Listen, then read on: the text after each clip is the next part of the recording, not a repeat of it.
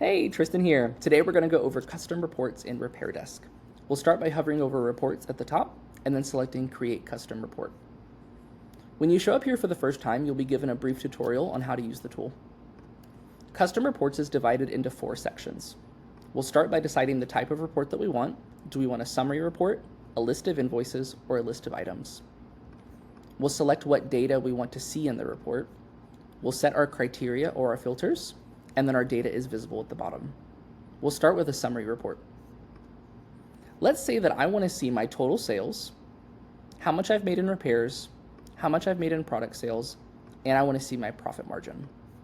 I only want to see that data for RepairDesk store number 1, and I only want to see that data for July of 2026. I'll click search, and just like that, in less than a second, all of that summary data is available to me. I can export that report to Excel, PDF, or even print it on the spot. Now let's say that all of these values are important to me, but there's 2 numbers that I really want to see. I can use the overview tool. I can select repair sales and total sales, and an overview of those 2 things is updated in real time at the top. Now let's say that this report is so important to me that I want to be able to use it consistently.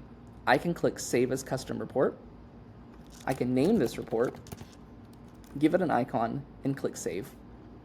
I can choose who has access to this report once it's saved. Is it something I only want me to be able to see, or do I want everyone to see it? I can even define user roles and say that only sales and service associates will have access to this report. Let's see what an invoice report looks like. An invoices report is going to show you a list of invoices that meet your criteria. Let's say that I want to view the invoice ID, I want to view who the customer was, what item type was in the ticket, and how much tax we took in. I only want to see that data for RepairDesk store number 1. I only want to see that data for July of 2026. And I can even get really granular on it, and I can set filter criteria based on employee role, payment method, who took in the transaction. I can click search, and just like that, that list of invoices is shown to me in real time. Same thing, I can use the overview feature to get an overview of data in this report that's really important to me. I can export it right there in that moment to Excel, PDF, or print, and I can save it for future use. That's a list of invoices based on the criteria that I need. Let's take a look at what an items breakdown report looks like. This is a list of items. I want to tell RepairDesk that I want to see product name, product category, type, brand, and model, and I want to see the quantity that was sold. I only want to see data that's relevant to RepairDesk store number 1.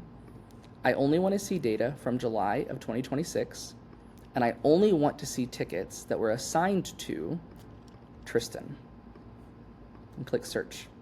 And just like that, I've got a list of parts that were used by Tristan in July of 2026. I can use the overview tool to show my sold quantity.